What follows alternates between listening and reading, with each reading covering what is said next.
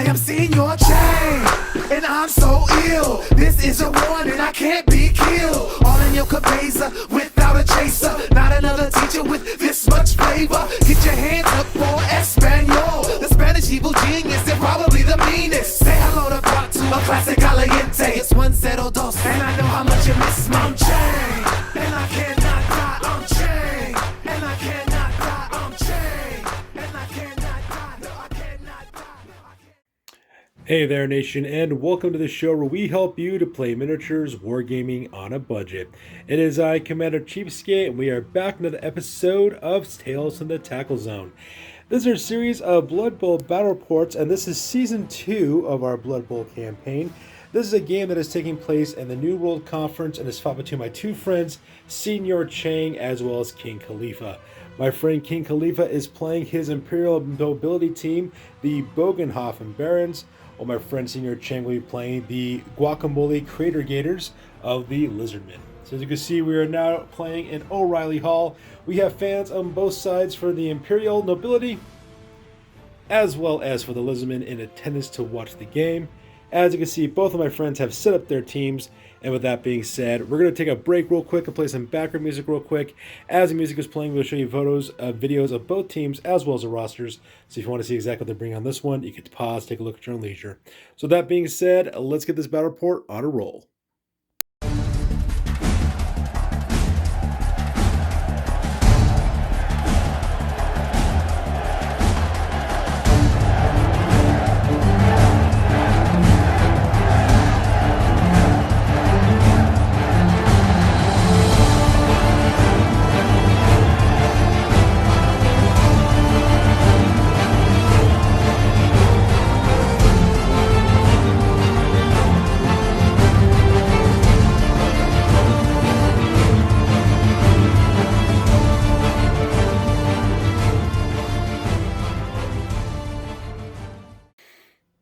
All right, so now we're at the kickoff. As you can see for this one, for my friend Senior Chang, he's the visiting team for his team, the Gwaka'Moli Crater Gators. So because of that, they call heads on the coin toss, and they managed to win it. So because of that, he elected to kick off in the first half, so that way in the second half, he can receive the ball in the second half as well.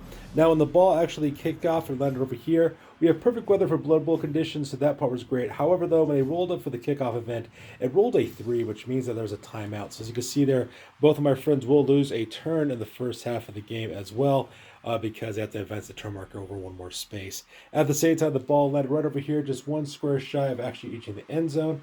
And so with that being said, we go directly to the top of turn number 2 from the Imperial Nobility. So we'll be right back after my friend King Khalifa's activations. All right, so we go directly to the top of turn number 2 for the Bogenhafen Barons. Unfortunately for our friend King Khalifa, his turn was very short.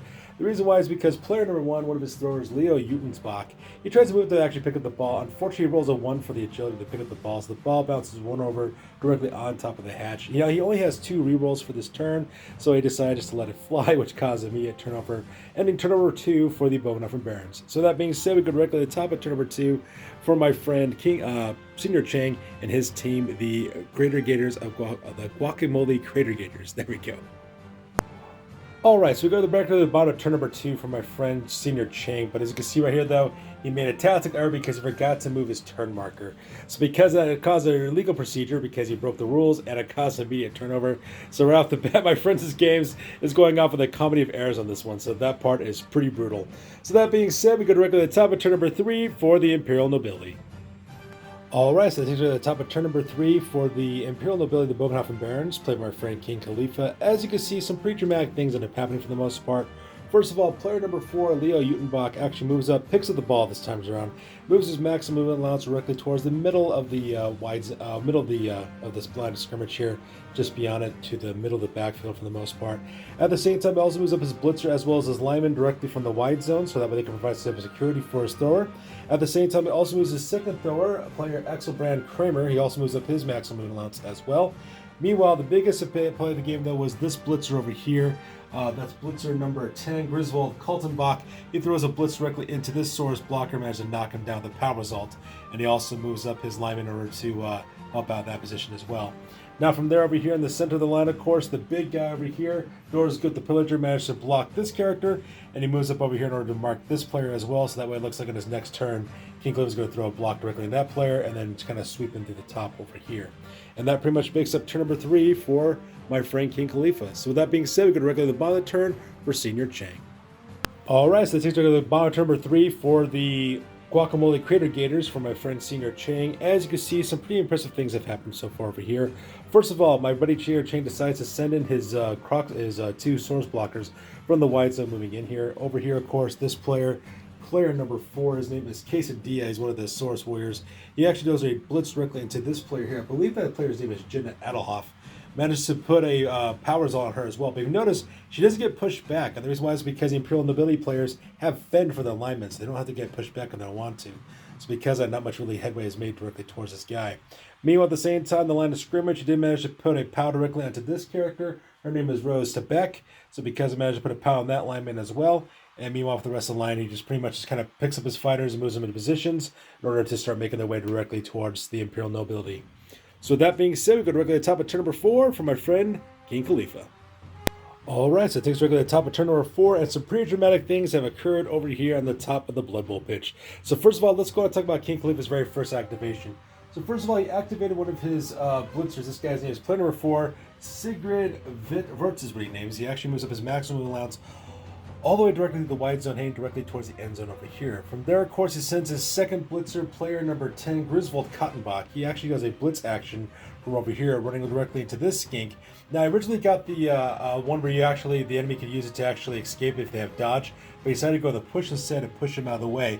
And what that did is it freed up player number 2 over here, which is Axel Kramer. So what ended up happening from there is that player number 1, Leo Utenbach, managed to manage a successful pass directly into that player. Axel Kramer then moves up his maximum allowance and then passes the ball directly towards this blitzer, but then also catches the ball as well, earning 2 starter play points for these players as well.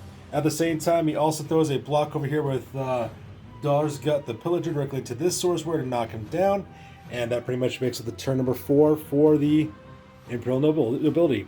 So with team number 4 over with, we go directly to the bottom turn number 4 for my friend Senior Chang.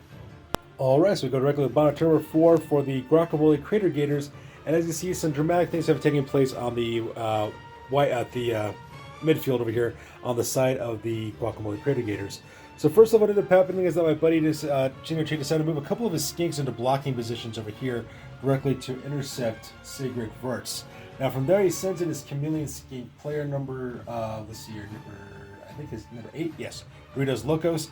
He actually moves up forward and manages to do a blitz directly into Sigrid Wirtz, but unfortunately, they only managed to get a push results because that managed to show him directly towards the end zone. Now from there, of course, my friend Senior Chang then kind of set a couple of his source blockers directly into position, try to intercept him during the next turn.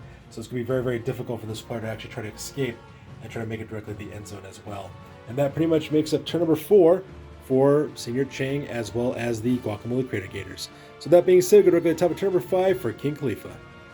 Alright, so we go directly to the top of turn number 5 for the Bogenhafen Barons, and touchdown number 1. As you can see over here in this area there, Sigrid Wirtz.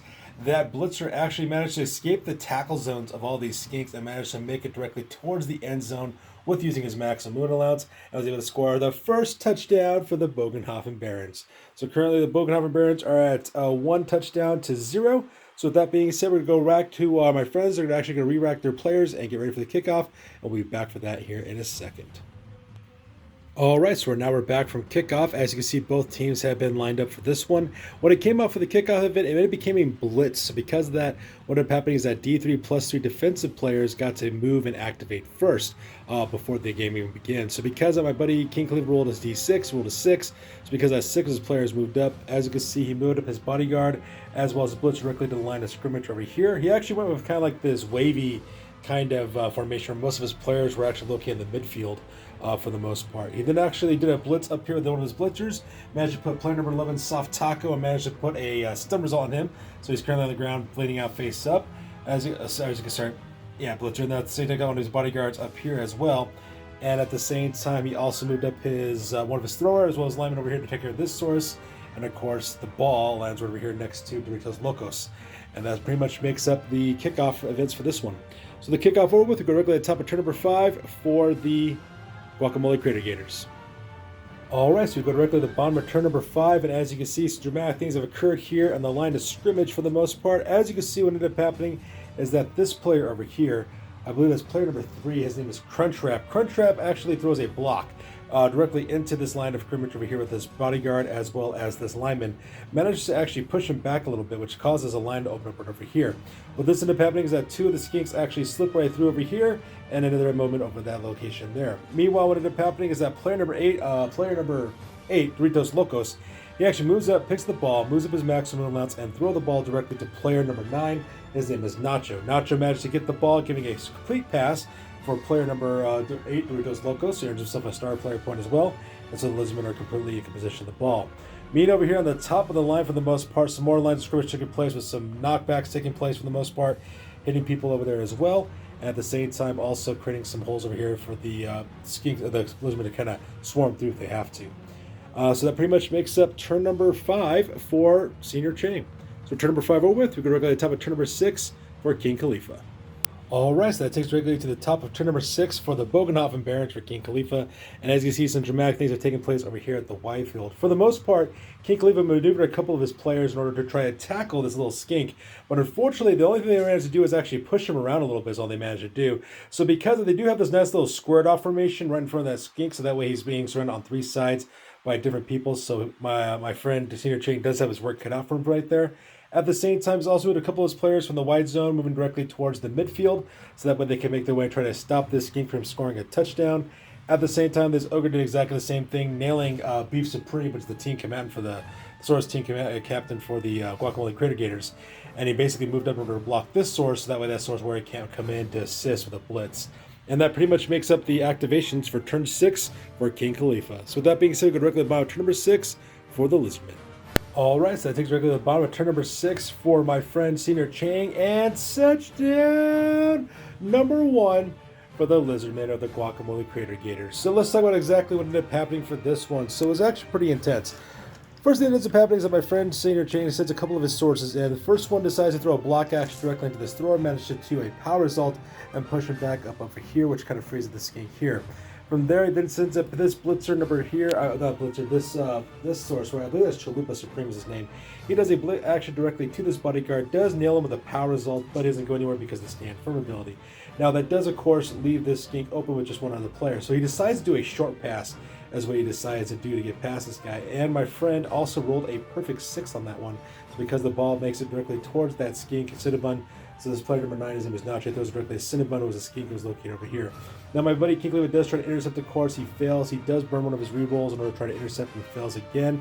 So because that little Cinnabon, which is the skink, he rakes that ball, rakes it directly to the end zone, and scored the very first touchdown for the Gwaka'Moli Crater Gators. So right now the game is now tied 1-1, and my friends will be right back as we re-rack to go for the kickoff.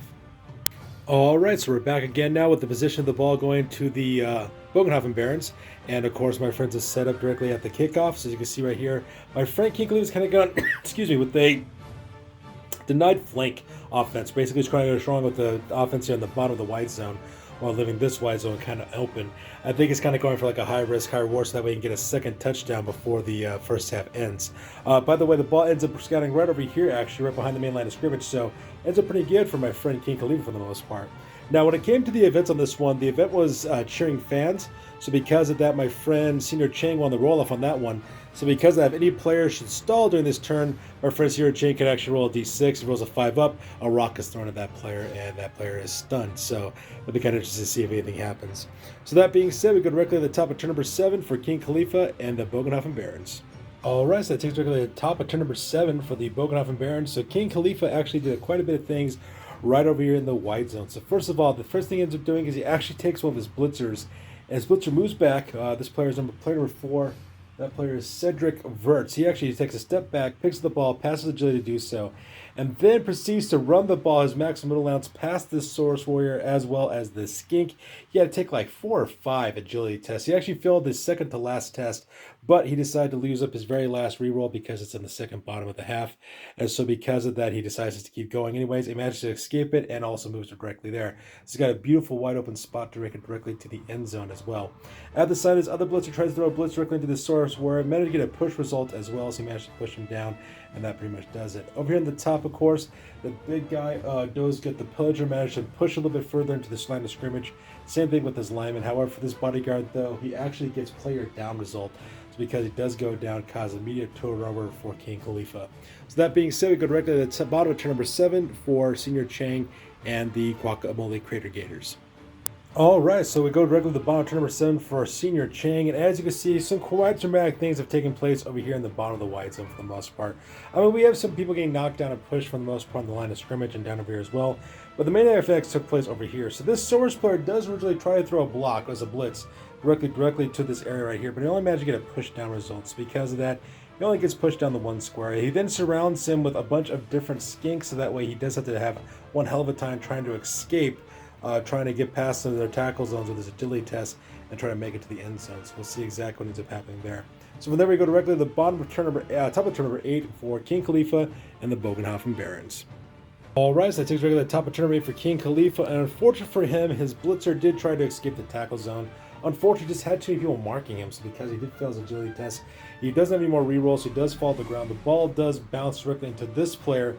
Player number 7, his name is Crunchy Taco, who's actually one of the skinks. Managed to pass his agility test to capture the ball, so just like that, it ends turn number 8 for the Bogenhafen Barons, with the skinks having possession of the ball. And of course, we go directly to the bottom of turn number 8 for my friend Senior Chang. And all he does, of course, he takes the ball, he just runs is all he does. He just does directly to the end. Doesn't see if he can actually do anything to make it, and plus just to take a victory lap. And with that being said, that earns the first half of this game between the Bogenhafen Barons as well as the Gwaka'Moli Crater Gators.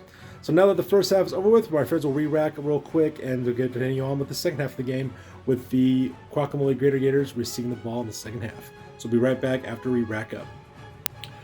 Alright, so now we're back with the second half of the game. Right now what's happening is that the kicking team is going to be the Bogenhafen Barons. They kick the ball directly towards the Gwaka'Moli Crater Gators, who are receiving for the ball on this one. Now for the kickoff event on this one, we once again got timed out on this one. So because of that, my friends lose a turn because they basically call for timeout, so they just advance forward as well. At the same time, the ball did bounce directly into the end zone. Because of that, becomes a touchback, in which case my friend Senior Chang decided to give the ball directly towards Doritos Locos, his chameleon skink, so that way he has possession of the ball as well. So with that being said, we go directly to the top of turn number 2 from our friend Senior Chang. Alright, so we go directly to the top of turn number 2, and as you can see, some dramatic things have taken place over here in the wide zone. Pretty much ends up having the Source Warriors, of course, end up going, going to throw blocks directly into these players. This Source Warrior's actually got a push, but because this guy's got the fend ability, though, he doesn't go anywhere from there, so the block doesn't really do much of anything from there. At the same time, this Source Warrior actually moves up to get in a blocking position against this guy over here to make sure these guys have the pass agility test in order to go after the skink up there. But the big play, though, took place over here with this Source Warrior. Managed to throw a block. I believe that guy's name is Crunchwrap. He threw a block directly into player number 10, which is a blitzer. His name is Griswold Kaltenbach. Managed to put a knockout result on him, so because he is currently in the knockout box. Now from there, of course, these two skinks, Chameleon Skink, player number 8, Doritos Locos, as well as player number 9, Nacho, actually made their way directly up here and also do passes, earning a star player point for Doritos Locos because Nacho is currently in possession of the ball and he's within good distance in order to get directly to the infield in order to make the end zone in order to get a touchdown for the team. Now, the real action took place over here, though, which caused a turnover. Beef Supreme, the team commander, does try to throw a block directly into Does, got the Pillager. They got both knocked down result, which causes immediate turnover. So with that being said, we go directly to the bottom of the turn number 2 for King Khalifa. Alright, so we go directly to the bottom of turn number 2 for my friend King Khalifa, the Bogenhafen Barons. And as you can see, some dramatic things have definitely taken place. So what ended up happening here is player number 1. His name is Yo Utenbach.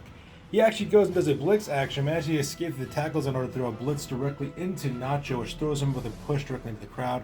The crowd pushes him back with a stun result, so he's currently bleeding out on the ground, but the ball bounces 12 squares all the way over to this wide zone over here. located in this box that this player is currently standing in. Now, Axelbrand Kramer is going to be the guy who's going to try to go for the ball in this situation. Now, from there, of course, King Cleveland moves up his lineman as well as his blitzer to go directly through this light zone, so that way they can start exploiting this opening or to make it directly the end zone. However, when this thrower, Axelbrand Kramer, actually moves in to do his agility test, he rolls a 1. Now, my friend King Cleveland decides to burn a reroll just because he feels like it's too soon to do so in the first half, and too soon in the second half to do that. So the ball does bounce over 1 square over here, and that pretty much ends the activation for this one. So with that being said, we go directly to the top of turn number 3 for my friend Senior Chang. So we go to the top of turn number 3 for Senior Chang, and as you can see, some dramatic things have taken place over here on the blindness scrimmage. What ended up happening is this player over here, this is player number 11, his name is Soft Taco. Soft Taco managed to weave his way through the line of scrimmage and actually get past the tackle zone of this player here, Axelbrand Kramer. He did have to burn up one of his rerolls in order to pick up the ball, unfortunately, for my friend Senior Chang. But he does actually manage to pick up the ball and actually move up his movement allowance, heading directly to the end zone. At the same time, we have some blocks in place over here to make the hole open in the line of scrimmage in order to do so. However, the main problem, though, is that this little player over here, this is player number 7, I believe, Crunchy Taco. He does try to go through the line of scrimmage to try to get out of the tackle zone of Dorguts the Pillager, but unfortunately, though, he fails his agility test, so he can't use a reroll for this turn because he did so once already, so because that immediately ends the activation for this one. So with that being said, we go directly to the bottom of turn number 3 for King. Alright, so we go to the bottom of turn number 3 for King Khalifa, and what ended up happening is that this player, Axelbrand Kramer, he does a blitz actually directly into Soft Taco, managed to Crunchy Taco, managed to nail that guy with a blitz. It caused the ball to bounce back directly towards him as well. Now, unfortunately for my friend King Khalifa, he did fail his agility test to catch the ball. So the ball does bounce one more time, which didn't cause an immediate turnover for King Khalifa as well. Once again, he decided not to burn up a reroll because he said it was too soon in order to do so. So because that caused immediate turnover, so because they go directly to the top of turn number 4 for Senior Chang. Alright, so that takes me to the top of turn number 4 for my friend Senior Chang. So player number 11, this skink over here, Soft Taco, managed to get back on his feet again, losing 3 points of movement, spends his 4th point of movement in order to pick up the ball, going to the ball and pick up the ball. He then passes his agility test, also move up and moving the rest of his movement allowance directly over here, making his way directly towards the end zone. He's only 3 squares away from doing so. However, the problem though is that this skink once again got back on his feet too. He tried to escape the tackle zone out of Dawes got the Pillager's tackle zone, but unfortunately he failed his agility test. My buddy did not want to burn up a reroll for that one, so because of that he goes crashing the ground and causes immediate turnover for King Khalifa. Alright, so go directly to the bottom of turn number 4 for my friend King Khalifa, and once again he managed to strike this poor little chameleon. Player 2, Axelbrand Kramer, does throw a blitz directly into Soft Taco, managed to get a power result as well. The ball does bounce over one more square just shy of the end zone. So for the rest of his turn, Axelbrand Kramer actually moves up and actually goes to the ball and actually picks the ball as well, passing his agility test. Now from there, the second thing they did, of course, was activate his other thrower. That's name is Leo Utenbach. He actually made a maximum movement allowance directly escaping these tackle zones, rolling 6s each time, and made it all the way directly to this part of the backfield over here. It looks like what my friend's going to do is going to try to throw a pass directly to this player. So this player can then move up forward and then throw a pass to one of these players up here, so that way they can take the ball directly at the end zone. And that pretty much makes up turn number 4 for this one. So with turn number 4 over with, we go directly to the top of turn number 5 for Senior Chang. Alright, so that takes directly to the top of turn number 5 from our friend Senior Chang. As you can see over here, he did do some pals directly into the line of scrimmage to knock some guys down in order to make sure that these players can't interfere. The most dramatic move, however, took place over here with this source where I believe that guy's name is Crunchwrap. Crunchwrap actually did a blitz action all the way from the top over here and actually threw a blitz directly into Leo Utenbach and managed to knock him down with the power result as well. And then, of course, we have Doritos Locos, the chameleon skink. He also moves up his maximum allowance as well. I think he's trying to run interference against this thrower to try to put some pressure onto this guy as well. And, of course, over here we have some players going directly to the wide zone down over here in order to try to intercept these players here. And that pretty much makes up turn number 5 for Senior Chang. So for turn number 5 over with, we go directly to the bottom of the turn for King Khalifa. Alright, so we go directly to the bottom of turn number 5 for my friend King Khalifa. What ended up happening is over here that Axelbrand Kramer managed to pass his agility test twice. Was able to move directly out of this box and move directly down over here as well. At the same time, he tried to throw a block with his blitzer directly into this skink. Unfortunately, got both players down. It was that or a player down result, so with both players down. Both of them get knocked down, and the skink also gets stunned at the same time, and that caused immediate turnover for ending the turn number 5 for King Khalifa. So that being said, we go directly to the top of turn number 6 for my friend Senior Chang. Alright, so we go directly to the top of turn number 6, and my friend Senior Chang forgets to move his turn marker, so because of that, it caused immediate turnover because of illegal procedure. So he loses his turn this round, which is absolutely bad for him because, you know, we're on a tie. We're getting down to the last third, last quarter of the second half. So that being said, we go directly to the bottom, turn number 6 for the Bogenhafen Barons. So we go directly to the bottom, turn number 6 for King Khalifa, and over here in the white zone, we have some awesome things occurring. So first of all, what ended up happening is that my friend decides to activate his thrower, Kramer, not Kramer Unbach, I'm sorry, it's Blitzer number 4. I believe this character's name is Sigric Wirtz. Sigric Wirtz actually gets back on his feet and moves up his 3 squares to his maximum allowance. Meanwhile, this thrower over here, Axel Brian Kramer, moves up his maximum allowance, actually throws with a perfect 6. At the same time, this Blitzer manages to catch the ball as well. He does get to reroll because he has his catch skill, so because he does make the catch, and also earns a bonus star player point for Axel Brian Kramer at the exact same time. Now from there, this bodyguard managed to do a power result directly into this Source Warrior, which allowed this lineman over here to slip through. I believe her name is Rose Tabak. She actually weaved her way through the line of scrimmage to support this guy over here at the same time. At the same time, the Ogre does good. The Pillager managed to do a power result directly to Beef Supreme and push him back as well. And that pretty much makes it turn number 6 for this one. So turn 6 over with, we go directly to the top of turn number 7 for my friend Senior Chang.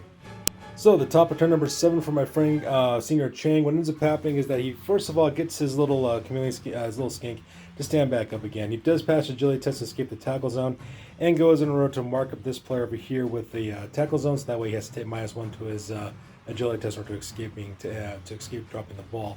Meanwhile, though, the disaster strikes when this Swords player tries to tackle this lineman. They get both players down, so because that caused immediate turnover for my friend Senior Chang, so because I go directly to the bottom, turn number 7 for my friend King Khalifa. So we go directly bottom of turn number 7 and touchdown number 2 for my friend King Khalifa. This Blitzer Sigric Wirtz actually managed to pass his agility test, escape out of the tackle zone, moves his maximum allowance directly to the end zone, and scores the second touchdown for his team. At the same time, earning himself 3 star player points for that Blitzer as well. However, though, there is some sad news to this. My buddy Senior Chang decides to call the game. He realizes he's not going to be able to get a touchdown within one single turn, so because he does abdicate the game.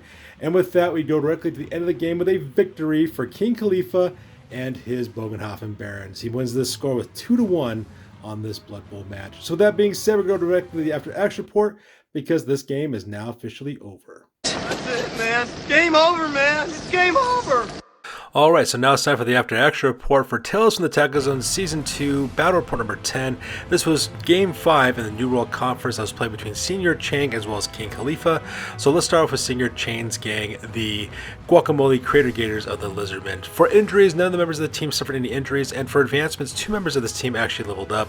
Sora's blocker number 3 leveled up because he got the MVP on this one, so Crown Trap rolled the Brawler skill and increased his value by 10,000 gold pieces, and Skink Runner Lineman number 10 Cinnabite also rolled the Leap skill, or increasing his value by 10,000 gold pieces as well. Now for the earnings for the team, they managed to score 50,000 gold pieces, and they managed to put all 50,000 directly into the treasury. My buddy Senior Chain did not increase his dedicated fan base, nor did he recruit or purchase any reducements. He earned 0 league points because he lost this game, and his new record now is at 0 wins and 2 losses, and his new team value now is at 1,070 points. So up next is King Khalifa's team, the Bogenhafen Barons, who ended up winning this game. For injuries, none of the members of his team was actually injured.